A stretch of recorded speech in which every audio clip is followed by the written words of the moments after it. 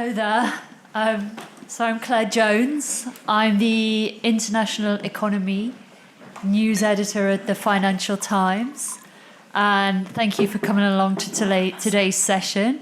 And thank you to the organisers for inviting myself and the panellists for what I think is going to be a great discussion, although it'll be very hard to follow your wonderful, very heartfelt speech. Thank you. It was quite tough to listen to that, but I got an awful lot out of that, and also this morning's session. So it's been a great event so far. So it's been great to be involved in it. The world's battling through the biggest surge of inflation in a generation. I don't think that's going to be news to anyone in this room. While it is a global phenomenon, it's been a lot more pronounced in parts of Europe, especially Central and Eastern Europe. So what our panelists are going to do today is explain not only why that is, but propose some new solutions to how to tackle the issue of inflation. I think I can fairly say, even though we've got a few central bankers on the panel, a lot of central bankers missed just how serious and how persistent this episode of inflation was going to be. And there's also a variety of other solutions that people are coming up with to tackle high prices around the region. So I don't want to take up any more time. I know you're here to hear our panelists. I'd also encourage you all in the audience to ask questions. There's been some wonderful questions in all of the sessions so far, so please do keep them coming. They add an awful lot to the debate. So let me now, without further ado, introduce our panelists. So to my far right, we have Phillip Heimberger, who's an economist here at the Wiiw. Hope I've said that broadly correctly. And then next to him, we have Sandra Švaljek, who is a deputy governor at the Croatian Central Bank. Directly next to her, we have Helene Schuberth, who is the head of the economics unit at the Austrian Trade Union Federation. And to my immediate right, we have Wörz, who is the head of the CESEE unit at the Österreichische Nationalbank here in Vienna. Julia, I'd like to begin with you. Would you be able to offer us a bit of a sense of the state of play? We've seen inflation surge over the course of 2022. It's come down in recent months. Where are we exactly now? Yeah, thank you, Claire. And I think, I'm happy to take this opportunity to have, first of all, a bit of a look at the evolution of inflation, and also maybe can already point, the question is really, we have seen high inflation. We have a real notable increase, especially in the region, in the Central Eastern European region, since mid-2021, so earlier than in the euro area. And this inflation, and that's a point I think is really important to make, also with respect to the focus of this year's seminar, which is very much on Ukraine and the Russian full-scale invasion in Ukraine. So the inflation really originated probably already in supply bottlenecks, in disrupted value chains, coupled with pent-up demands because of the lockdowns in the pandemic. And that was then compounded, of course, by the disruptions, especially in energy, that were caused by the war. But for sure, it was not the war itself that is at the ultimate cause of this inflation. So it's a more broader topic and a problem we have to deal with, but it is, of course, has been aggravated by these events. Fortunately, the peak seems to have been reached in the CESEE region. We reckon that it has been reached in late 22, maybe at the latest early 23. There were some renewed bouts of inflation, but these were mostly policy measure induced. And the reason the inflation readings show rather strong disinflation based on the energy components. We have a base effect here, but in part also to the working of the policy measures that were taken, and this is, I think, very much the topic of our panel, which we will discuss.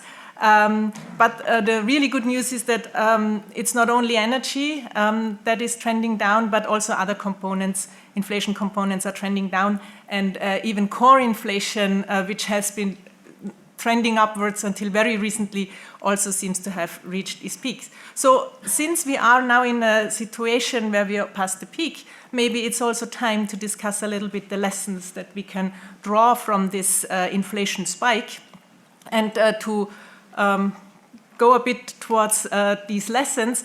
Let me also mention what made this inflation wave very special. So on the one hand, we were dealing with a situation where we had synchronized cost shocks in systemically important areas.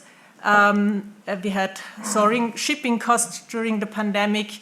We had a scarcity of inputs on world markets. And these price pressures were then compounded by this sharply rising increase in energy costs. And this altogether acted a bit like a coordination mechanism for price setters and companies across sectors to increase their prices. And this at the same time met a demand side which for consumers it was largely reasonable to understand why prices were so high. Yeah, we had this supply bottlenecks, we had the war, so possibly this has also changed the price elasticity of demand together with the deprivation of consumption that was before. So in this early phase of inflation, we had a lot of pent-up demand, which was further also supported by fiscal stimuli, and therefore we had this huge mismatch of supply and demand, globally very much synchronized. And that allowed also producers to set higher prices, which was accepted by consumers. We see this reflected in higher profit shares.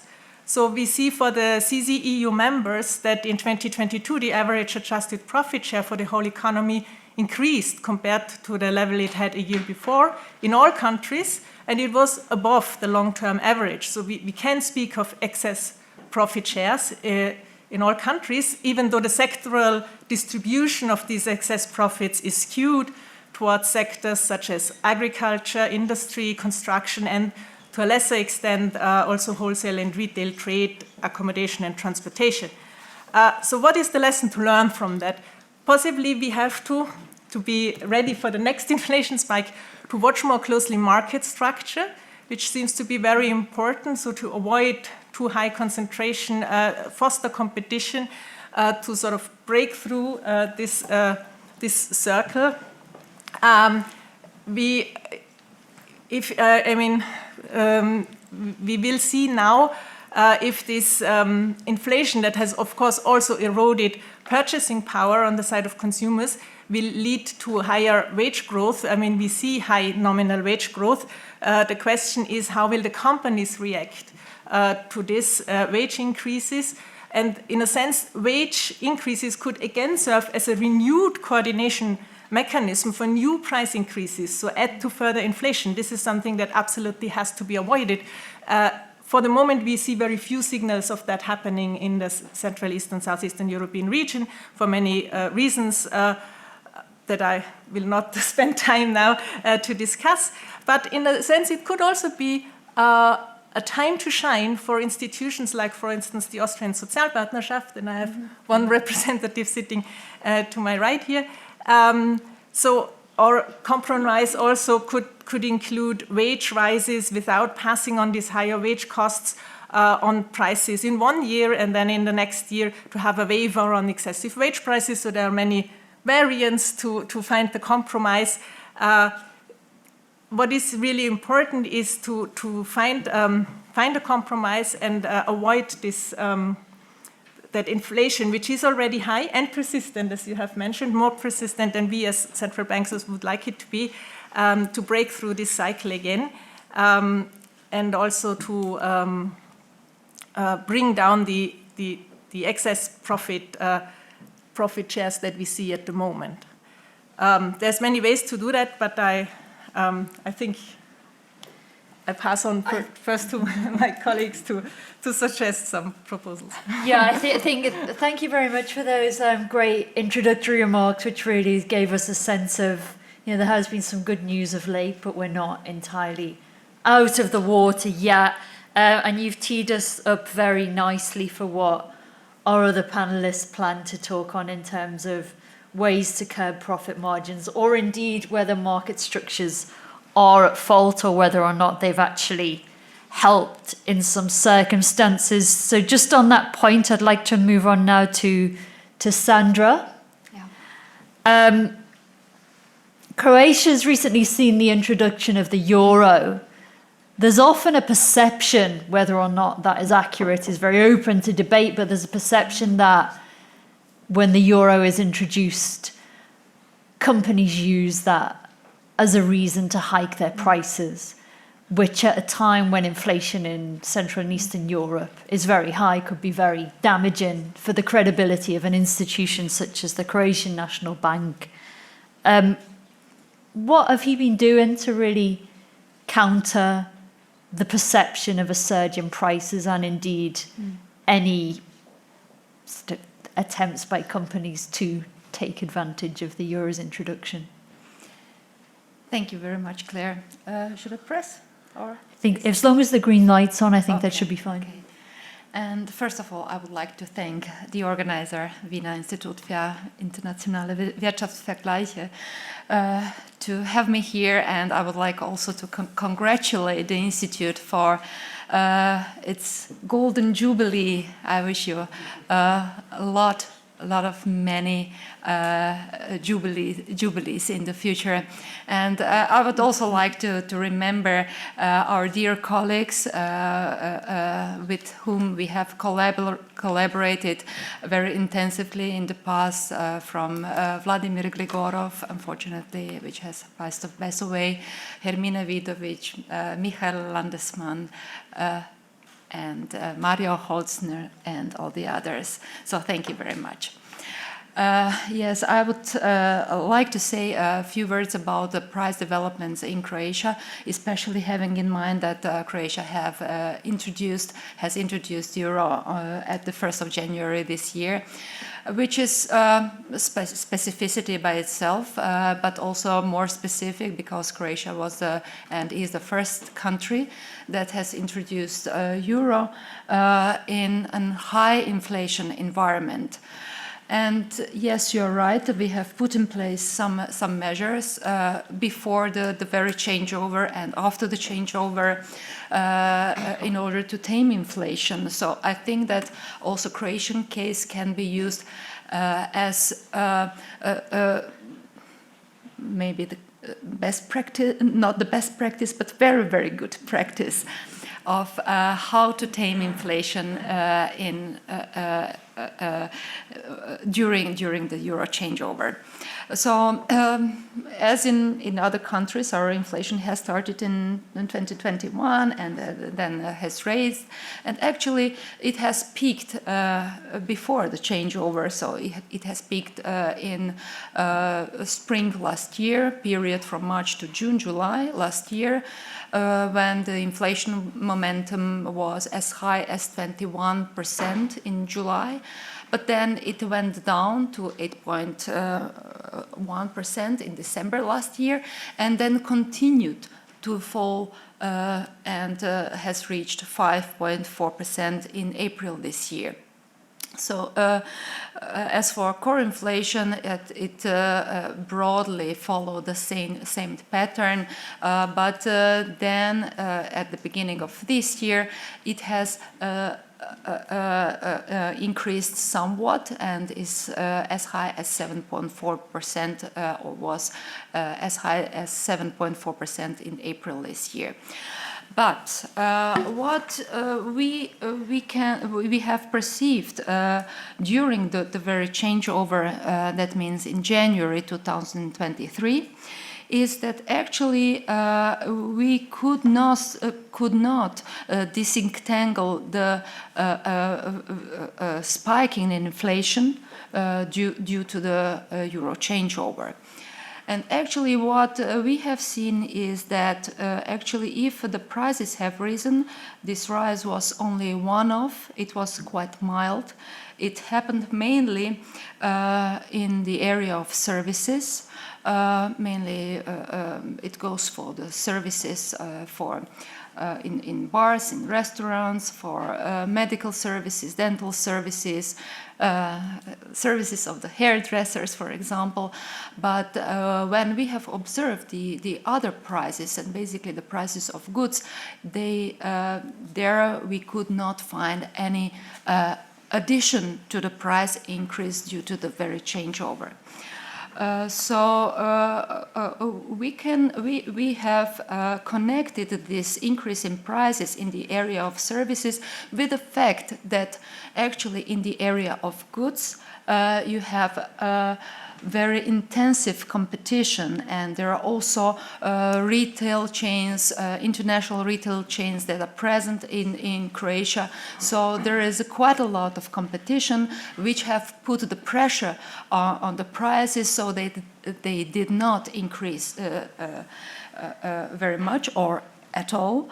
But for the price of services, we have observed this increase, and we connected with a lower level of competition in the area of services. You know, for tourist services, you simply cannot have a competition because you have destinations which are quite unique, and they compete with the other unique competition, and it's all.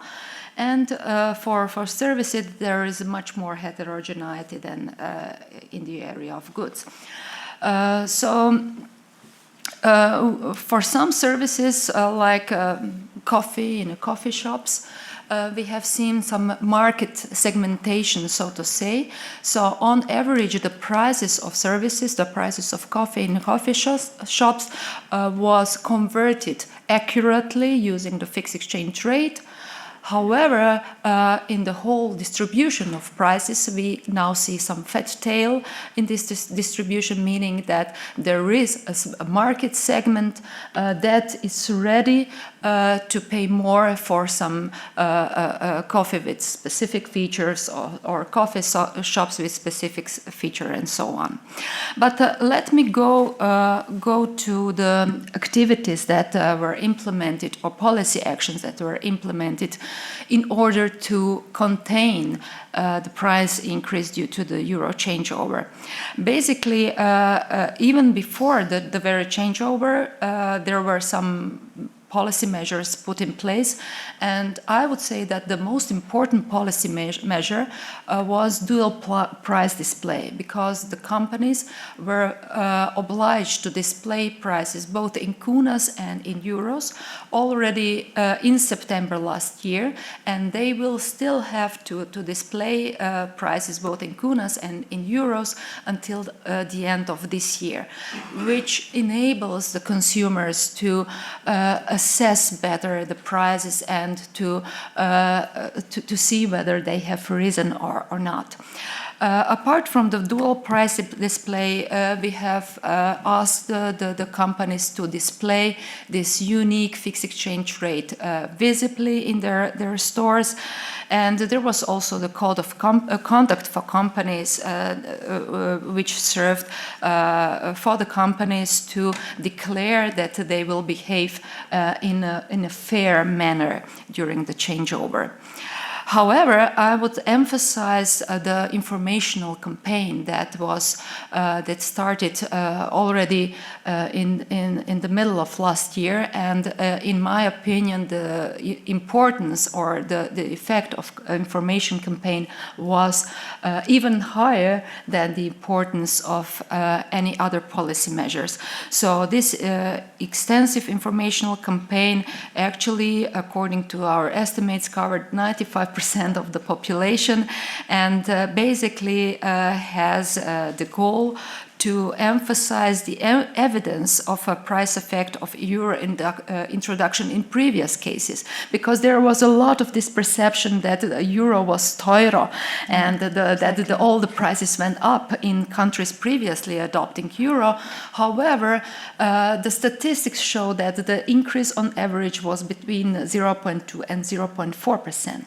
In our case, in our research, in our assessment, we have also assessed that the overall price increase was more or less in the range of this average before. So if I would have to conclude, I would say that actually what contributed to this low impact of euro change on overall prices in Croatia, so that were basically the market mechanisms, because simply the retail trade decelerated in the last months of last year and beginning of this year. And in addition to that, very important was the price comparability, which was much easier with euro, and especially for multinational retail chains, it was even possible to compare the prices of the very same product. And actually what we have seen in some multinational retail chains, that some prices even went down. For example, the prices of clothes went down because they were higher prior to euro adoption, and then the retail chains decided to decrease this price differential and to make prices in Croatia closer to the prices in Slovenia, Italy, Austria, etc.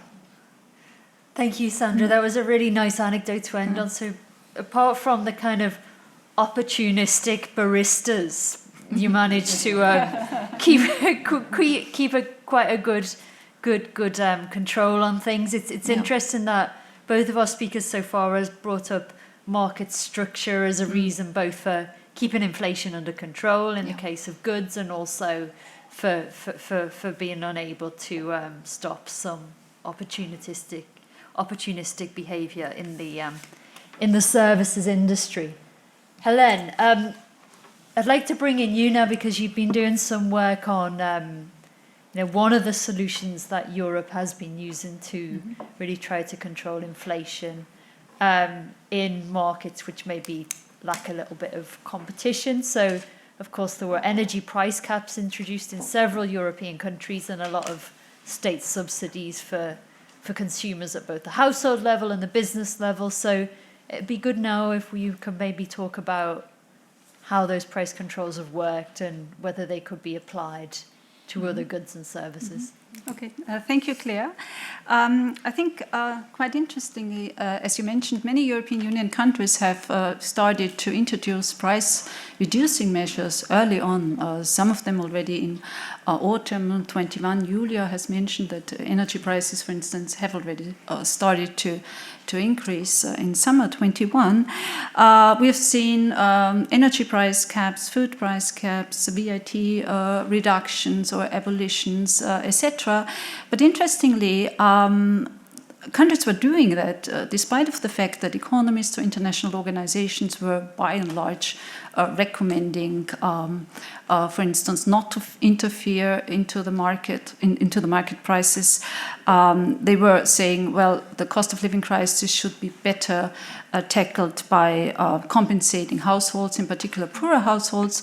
And the third recommendation was it's the central banks. So the central banks are solely responsible for reducing prices. And I think this set of recommendations was placed unwisely, and it was particularly harmful with regard to energy prices. Why? Because energy prices, they are systemically relevant prices. They are input prices for services, for production. They trickle down through the economies, and this is actually what we have seen. So economically, it does make sense to interfere into the to the energy market early on, but this hasn't happened. I just want to mention, I think, two very important policy measures in the energy sector should have been implemented early on. namely, first of all, to decouple the electricity price from the gas price. I mean, this proposal was already introduced by Spain and Portugal in autumn 21, but it was largely dismissed by European Union countries and also the European Union Commission on various reasons. And it took many, many months. I think it was introduced finally in the Iberian region in July last year, where after months of negotiations with the European Commission, Spain and Portugal finally authorized to introduce a price cap of gas for the electricity production. And what we've seen, for instance, in Spain, all of a sudden the energy price component of the HICP went down and became negative. And I think there were many, many counter arguments. We've also seen in the academic literature, for instance, that this was also the main argument, because many were saying, well, we need higher energy prices in order to accelerate the necessary socio-ecological transformation. But still, and there was this argument, if the gas price is kept for electricity production, then the demand for electricity will increase, and also the gas price demand, the gas demand will increase, having an unintended consequence in the sense that the price cap would increase inflation. And I think when studying, I think the Austrian Energy Agency has done a study which was commissioned by the Chamber of Labour, which clearly has shown that this was not the case. So the implementation of the Iberian model in the countries was extremely successful, but unfortunately this was not introduced in the European Union countries, because it's very difficult to do this as a small open economy as Austria, or even as a region. I think we would have needed the whole European Union, or in particular the larger countries, to implement this kind of price cap, the Iberian model in the European Union. And if we would have had this price cap already, let's say, from the beginning, starting in spring 22, we would have much lower inflation rates. So there is also a study on this. The second issue on energy is the energy price cap for households and the industry. I think, again, from my point of view, a very successful model was introduced by Germany unfortunately only in December last year, to cap the prices, the tariffs for the basic energy for households and for the industry. And I think this was done in a very careful way. And I think it's always, when you discuss price controls, it's not so. I think it's not appropriate to have this binary choice: no cap or a cap. But it's important when you choose to favor a cap, to do it in a carefully designed way. And I think the way how this energy price cap for households in Germany was introduced, it was capable of achieving three goals. The first is, of course, affordability. It is done in a way to safeguard somehow the equitable, equal distribution, and of course, it's very important also to have a kind of energy saving component. So this on energy. On the other hand, we have seen, for instance, with regard to rents, rent controls introduced in France, in Spain, and Portugal. I would consider those controls extremely successful. In Austria, we have this weird situation that the rents of a large part of the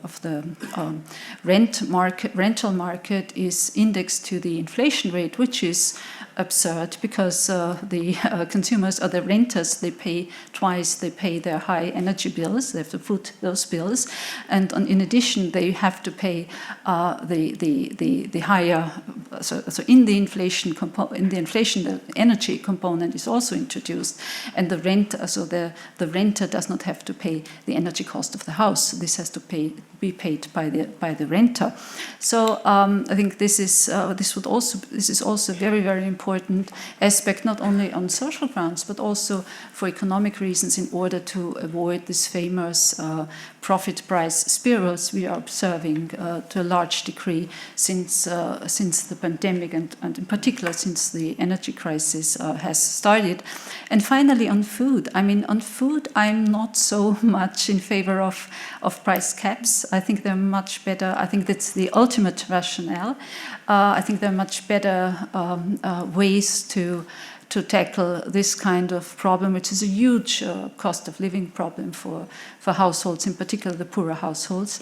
And I think in this regard, I think it's first of all, I mean, it was mentioned the market structure, but this takes time. I mean, to introduce a competition or better competition laws. But I want to remind you that we do have in almost all of the European Union countries, we have price gouging laws. But those laws, for instance, in Austria, our price gouging law, the price law, it's toothless. And I think one should make use of those laws and also introduce, for instance, a price data bank. I think you have made use in the Croatian central bank of, you were using scanner data, web scraping data in order to do monitoring. And not only at the retail not only in the retail sector, because we don't know. We know that, for instance, in the food sector, a lot of profiteering. There's a lot of profiteering going on, but we don't know at which stage of the production chain this primarily happens. It may happen in the agricultural sector. We do have some indication for this. It may happen in the industry, but in particular also in the retail sector.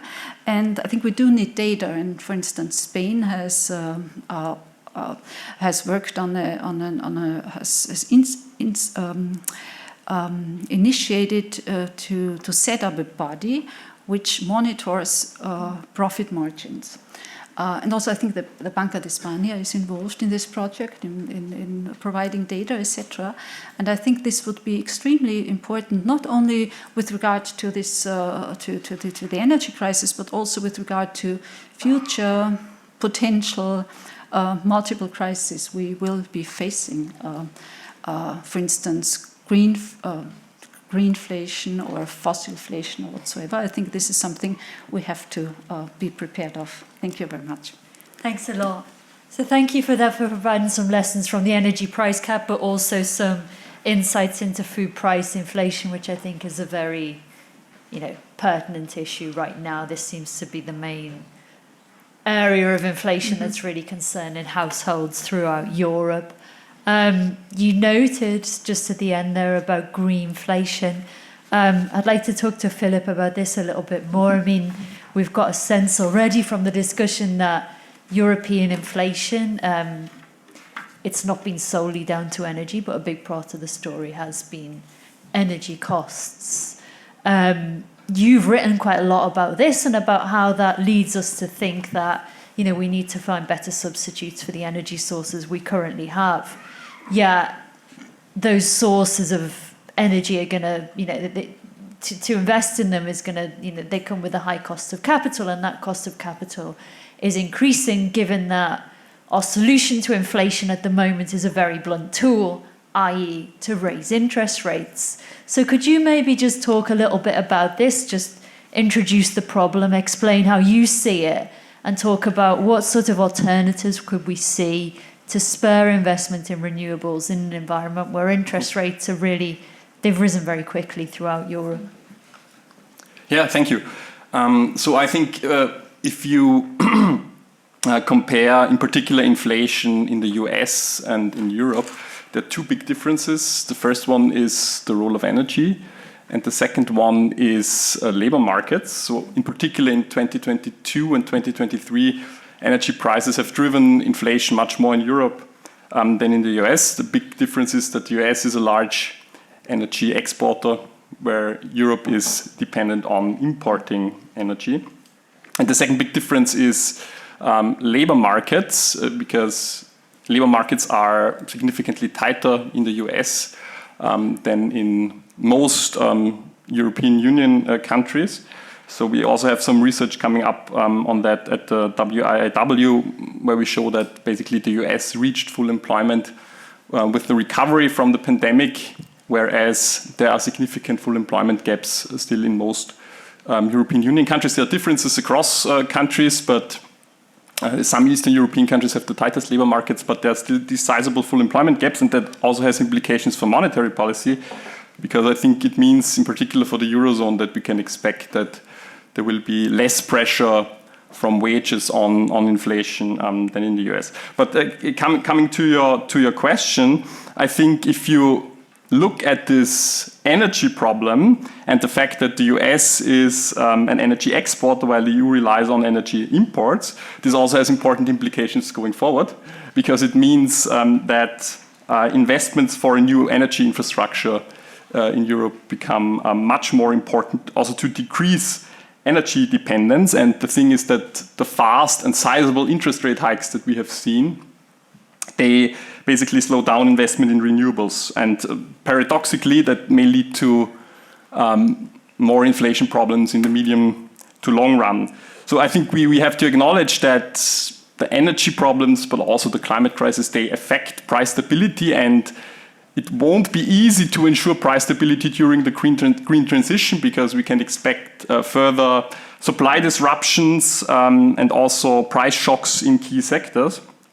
And therefore, these investments in clean energy can potentially also contribute to future price stability. But the thing is that, in particular, investments in renewables, they require large upfront investments. And these upfront investments are very sensitive to deteriorating financing conditions. So if you think, for example, about a gas-fired power plant, this can use ongoing revenues to basically pay for new fuel, whereas if you think about an offshore wind project, it has to use ongoing revenues to service debt which was incurred for capital expenditures. And that means that basically the higher the cost of capital, the less attractive an offshore wind farm will be, and higher interest rates are therefore a problem for the green transformation. I mean, it's clear that the ECB alone cannot solve the climate crisis or the energy problems on its own, but I think we need to acknowledge that by affecting investment costs and by affecting also business cycle developments, central banks are basically major players when it comes to the direction and also options for climate and energy policy. And I think there is currently too little discussion about how interest rate hikes affect the climate investment agenda and how that is linked to long-term price stability issues. I think we need to discuss that in Europe. And so my final point, one option I think to tackle this could be to go for interest rate differentiation. What do I mean by that? It's clear that we need to ensure that the ECB's monetary policy does not undercut long-term investments in the green transition. And I think there, a revised targeted long-term refinancing operations program, so the TLTROs, could also incorporate basically the EU's long-term economic policy into its eligibility criteria. So as you all know, these TLTROs, they are supposed to basically offer banks long-term funding at attractive conditions, to also preserve favorable borrowing conditions for banks and to stimulate bank lending to the economy. But I would argue what we actually need is green TLTROs. So that would be refinancing operations that provide banks with cheap long-term funding if they increase lending in accordance with the EU's taxonomy of green activities. And then we could make low interest rates available for lending by banks that meet the expectations set out in this taxonomy of green activities. So that would be kind of a differentiation in refinancing costs, which could also help basically cut off fossil-heavy lending and support green lending. Last point, very last point, I think energy-efficient housing could play a prominent role in such a future green TLTRO program. So we know that buildings account for about 40% of energy consumption in the European Union.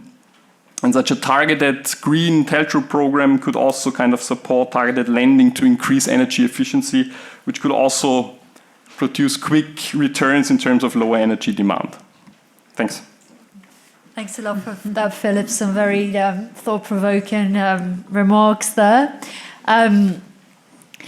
I'd like to have the first round of questions from the audience shortly, but just before we do, please feel free to raise your hands now. But before we do, would any of the panelists like to come back to points that were raised during the discussion? I noticed slightly different views on maybe market structure and price controls. Would anyone just like to have a right of reply before we take some questions? If maybe Sandra and then Julia. So if you want to go, so then we'll do that. So Helene has mentioned the price controls, and I would like to tackle that issue as well, because I think that there is a perception that in Croatia we had price controls which were very effective and lowering the price effect of euro adoption. Actually, what we had, the government actually implemented the price regulation in September 2022 for 9 specific products. Basically, it was food like sunflower oil, white granulated sugar, and chopped meat, and pork, chicken, specific type of milk, specific type of flour, and so on. And actually, we did some research on that action as well, and this policy. And actually, what we know, that is actually not a research, that those products, their share in the consumer basket is relatively low, some 4%, which is not a very, it's a rough assessment because you cannot attribute those products to the COICOP categories. However, it's 4% for the population in general, but for the low income households, it's much more, it's like 10%, so it matters. And what we have found with our research is that, and we have focused only on the effect of the price regulation of milk, only one product. What we have seen is that this regulated, the price of milk with the regulated price was at least 35% cheaper. And due to restrictions, and actually what we also found is that the close substitute actually did not become more expensive because of the regulation of the substitute, the product that can be substituted. And also interestingly, this the item with regulated price was always available. So we had fears that there would be a shortage of those items with regulated prices. However, there was no shortage. They were always available and still are. So our conclusion is that in effect, the price freezes of these specific items did have only limited effect on inflation. However, they helped poorer consumers, so the consumers in low-income brackets. And actually, our conclusion is that the price freezes may be an effective policy tool for alleviating inflation stress. So I was asked by one colleague from Hungary not to advertise too much the price freezes because they have frozen the prices of many items and their inflation rate is like 25%. But that is actually what has happened in Croatia with these 9 items whose prices were restricted. I think, yeah, and I think that's a really good point, like you say, to just understand that, you know, it's 4% of the food basket for most households, but for those most at risk of food poverty, it's 10%. So in terms of really narrowing it down to, you know, the goods that really matter to people who can't substitute Yes. for cheaper items who are already buying the cheapest items. It's actually quite an effective policy, Yeah, although it helps, doesn't have to a alleviate poverty in times of such an inflation stress. Very interesting. Thank you, Sandra. And Julia, if we maybe bring you in and then go back to just to add to a little Helen. bit on much what has been said, I agree, but just to warn, I mean, you already said it yourself. I mean, all the countries in Central Eastern Europe, they have done a lot of measures, very detailed measures, price caps, VAT reductions, all sorts of measures. And overall, it's a bit difficult to tell how much effect it really had on inflation.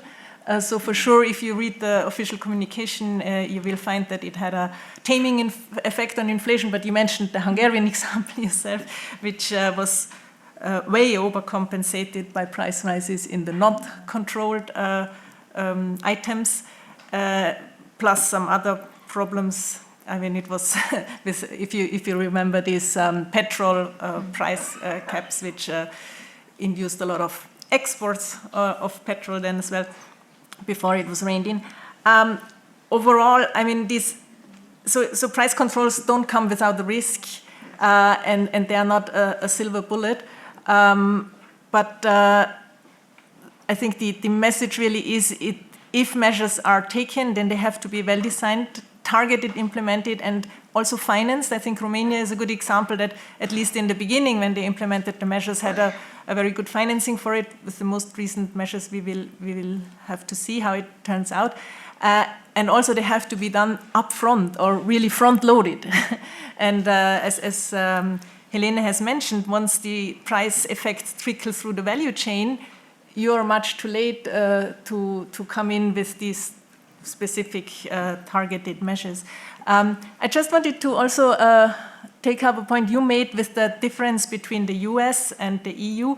But if we take it further between EU, Western Europe, and the new members, well, not new members, but the Central Eastern European EU members, then we also see some differences. Also, labor markets are tighter usually in Eastern Europe than in Western Europe. They are both energy importers.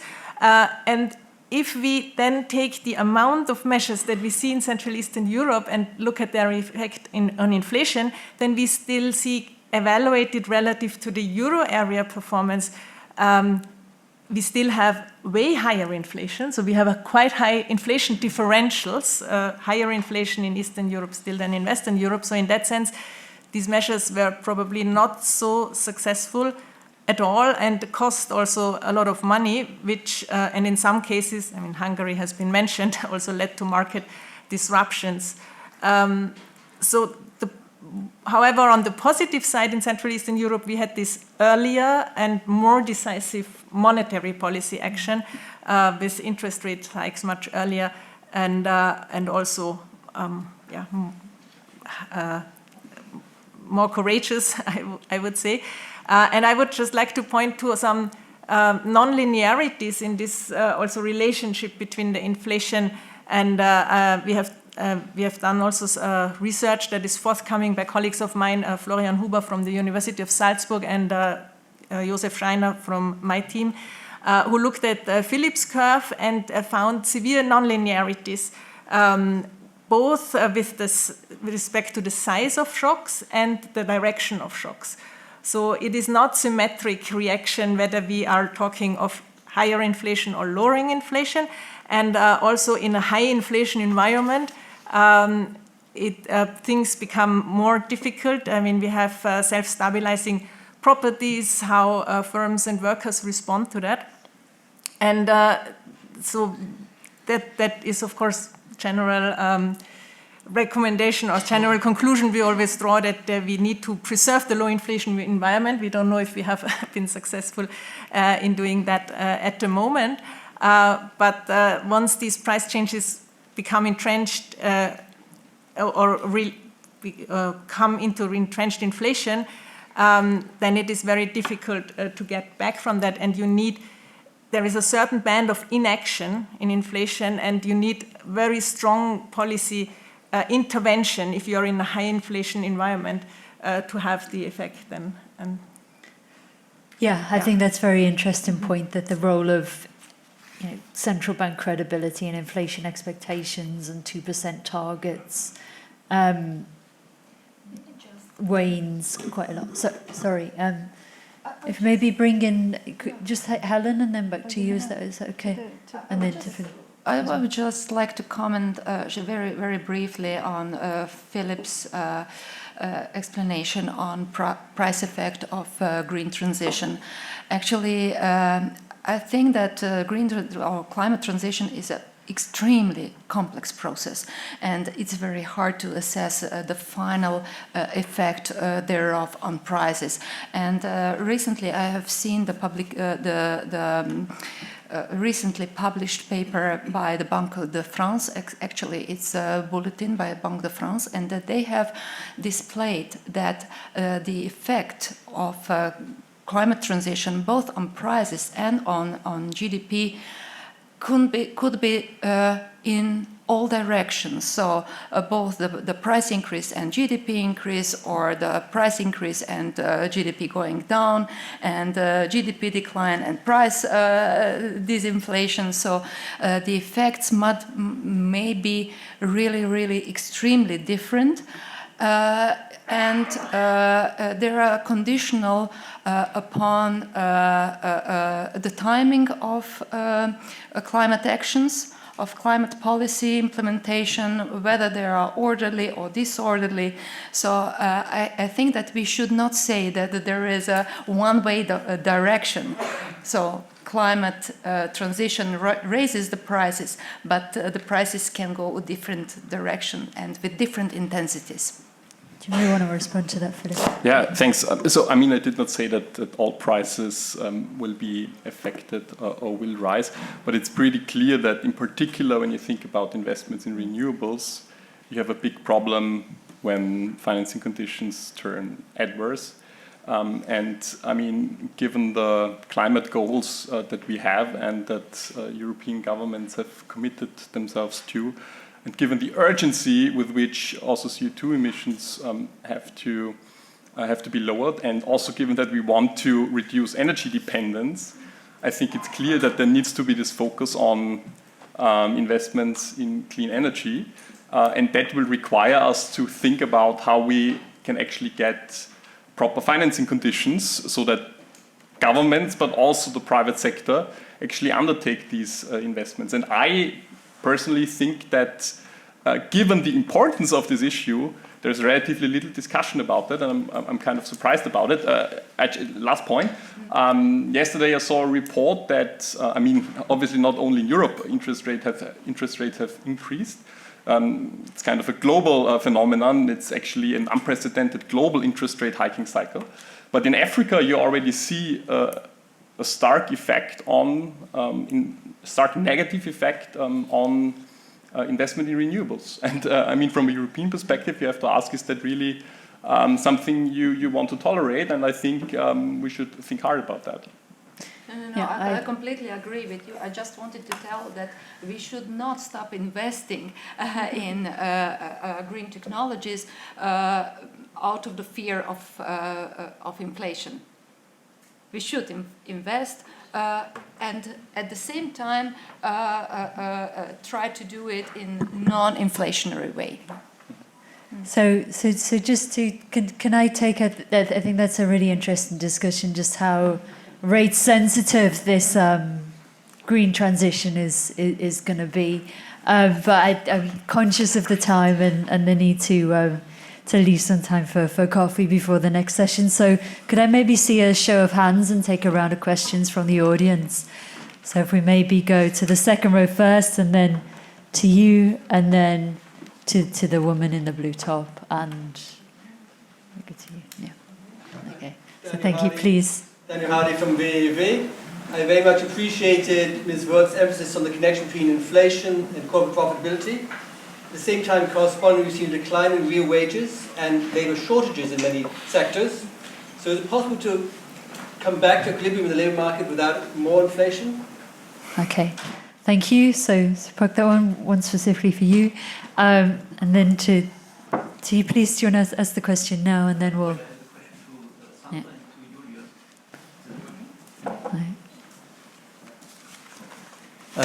Well, we were, as an institute, always very worried about real exchange rate misalignments, and also in particular with Croatia, meaning affects detrimentally structural change if there's real exchange rate overvariation, and has macroeconomic implications. And I was just wondering for both of you how you assess that in the current high inflation period, whether this happens. Yeah, some of the evidence you gave about differential price rises in the service sector and the goods sector seems to indicate something moving in this direction, and service being the non-tradable sector. And Croatia has a special tradable sector, which is tourism.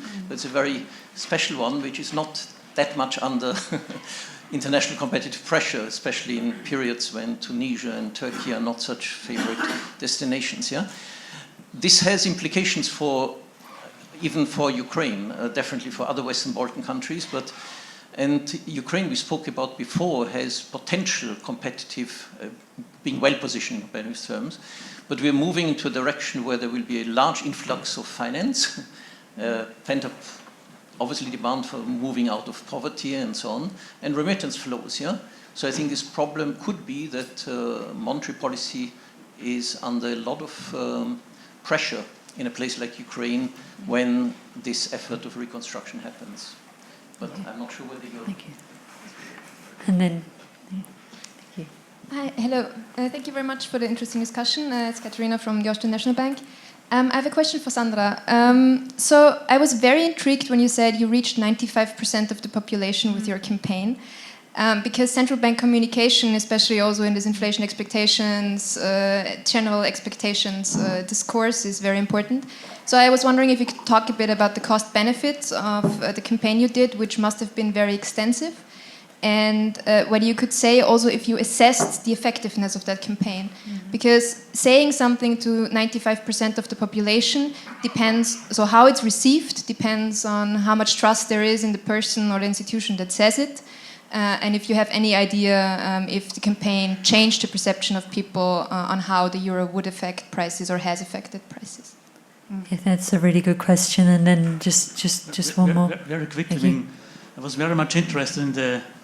I mean, one issue is the high inflation rate, but the dispersion of inflation rates in Europe. Said at the peak we had 25% in some countries, less than 10% in other countries, so a 15 percentage point differential. Might be because initial conditions have been different, or because the policy measures have been different, or have a different effect also. So I wondered whether there is some knowledge about that and what is the driving force behind these big differentials. What is the implication of that for the European Central Bank policies? And very quick last question. Michael talked about the real exchange rates.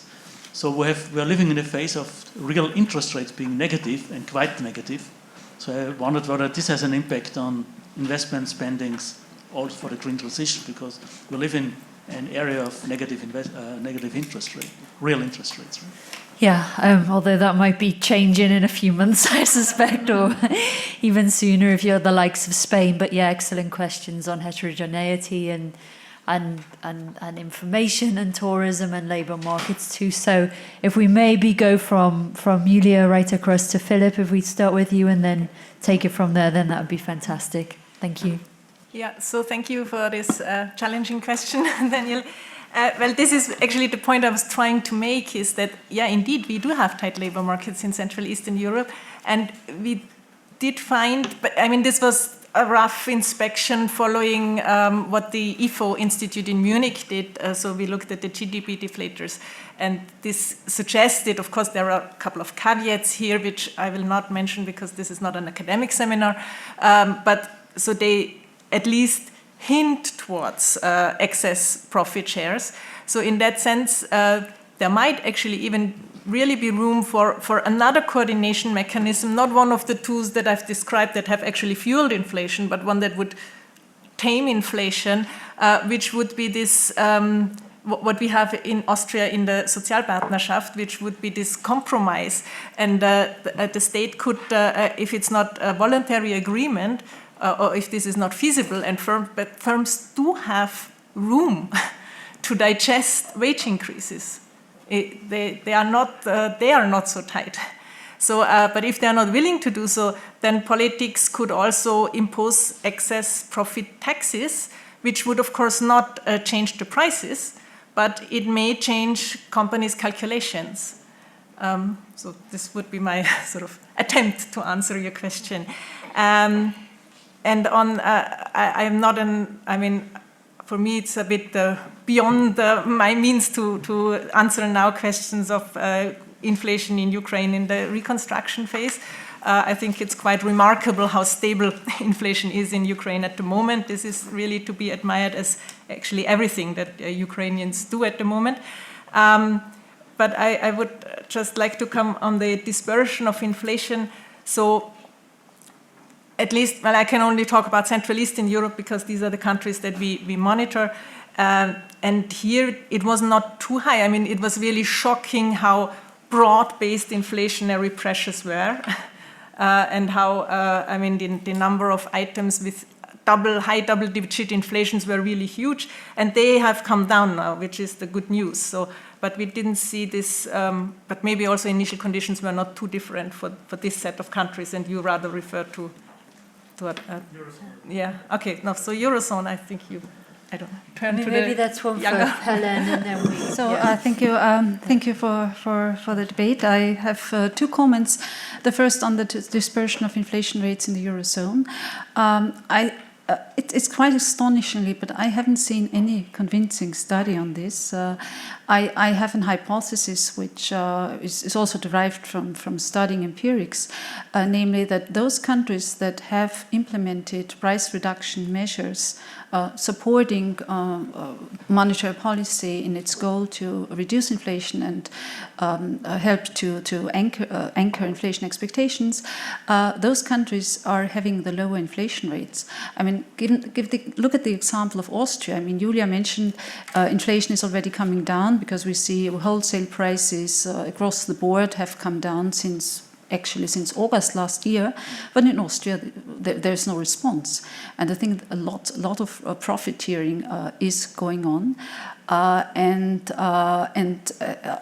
this calls for policy action at various occasions,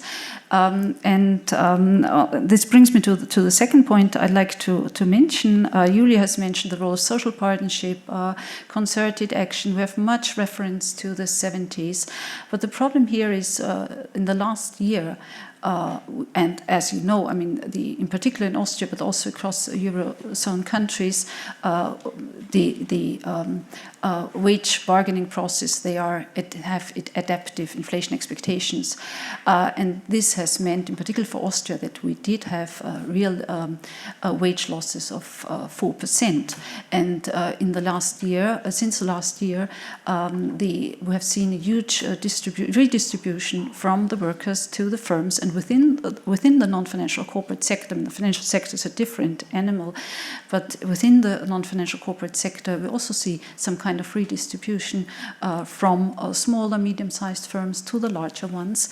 And from this perspective, I think calling for wage moderation at the current juncture is very unwise also on economic grounds, because we have to keep up with the purchasing power of the people in order to avoid a recession, a broader recession. And I think it is very important, as Julia has mentioned. I mean, the workers, the firms are capable of digesting a higher wage growth, and I think also the economists, and Phillip Heimberger has mentioned this in a recent workshop in Frankfurt, I think, or in Berlin, where he said, well, economists were erring with regards to the wage price spiral. This didn't happen. We had a profits price spiral. I mean, this was not the wording of Phillip Heimberger, but it is.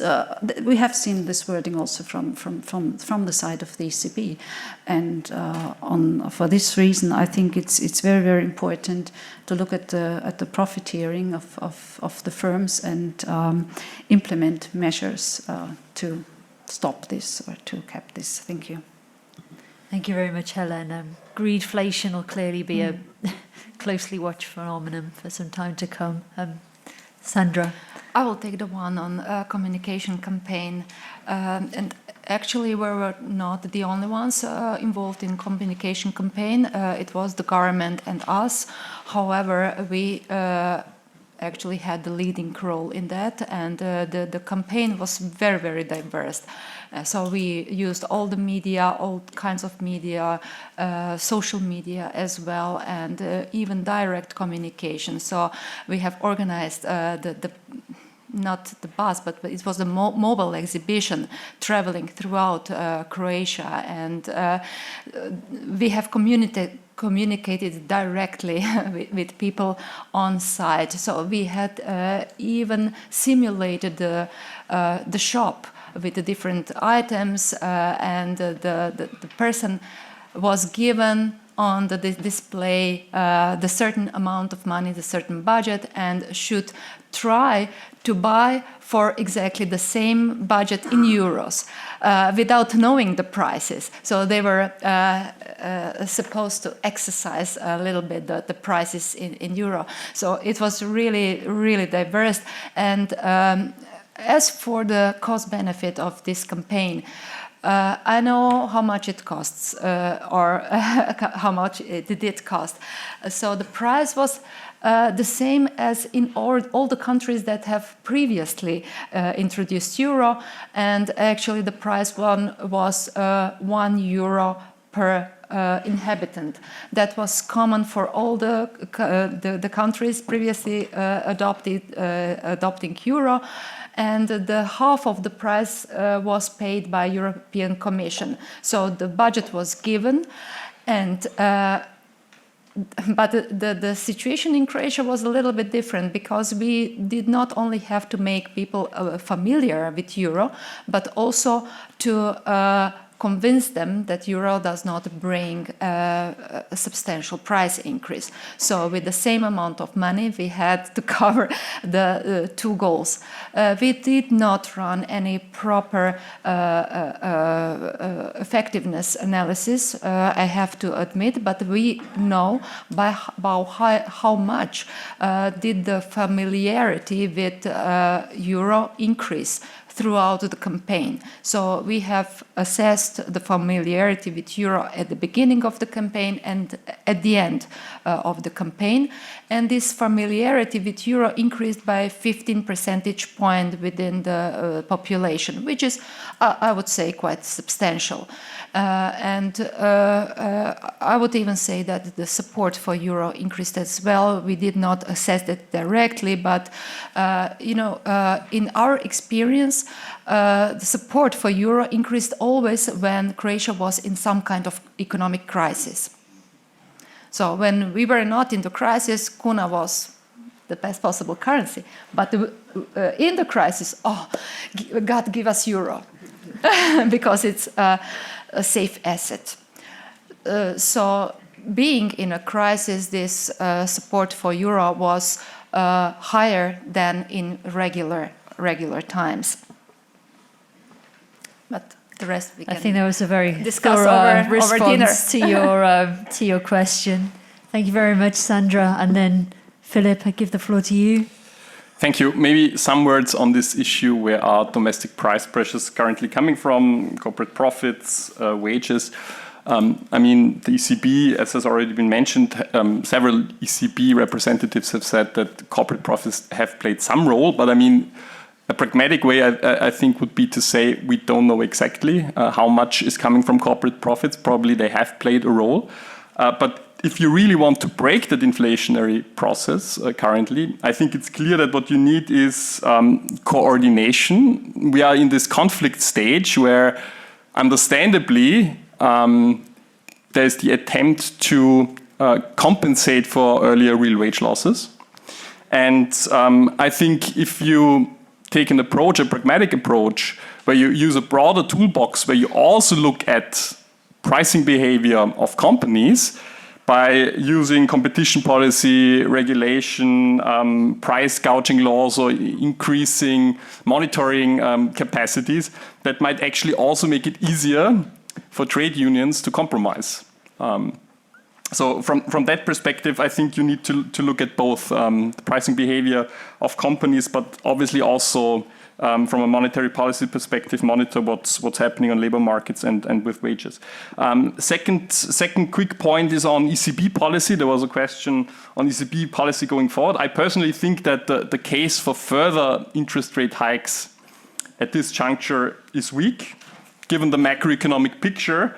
But also if you look at the recent decline in input costs, and if you consider the forward-looking nature of monetary policy, I mean, they have to think about what inflation might be in 12 months or beyond.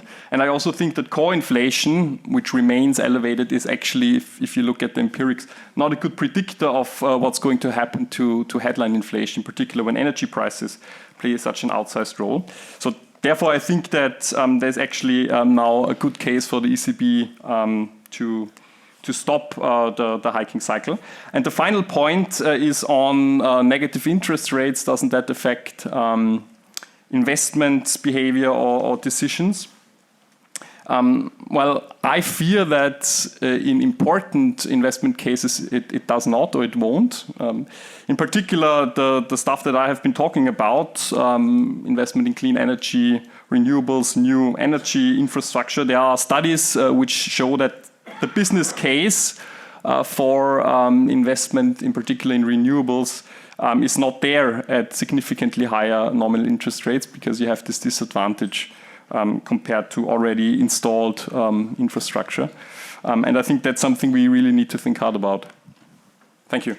Thank you very much for that, Philip. So just to conclude, I feel as though we've had plenty of discussion of solutions, some new, some rather old, kind of hark back to the 70s time ones, but yes, solutions nonetheless. And I think what I take away from this panel is that, you know, solving the problem of high inflation involves a lot more than monetary policy. You alluded to competition policy just then, and there's many other strands to this. I think many more than we thought existed before we saw the recent surge. So thank you for a very thorough discussion of those measures, and thank you to the audience for some great questions too, and for sitting with us on this gorgeous afternoon here in Vienna. Appreciate it.